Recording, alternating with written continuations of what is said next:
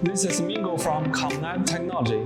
In this video, I will introduce the disassembling and casing of E300 RTK Drone.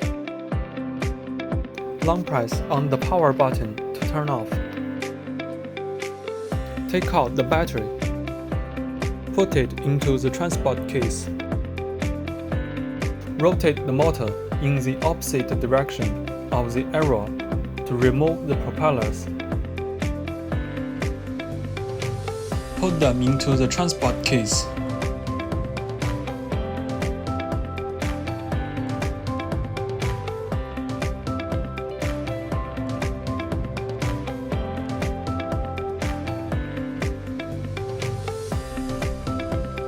Fasten the belt.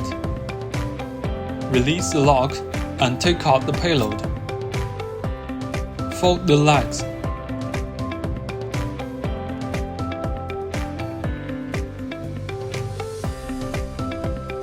Rotate the sleeves counterclockwise to unlock the arms.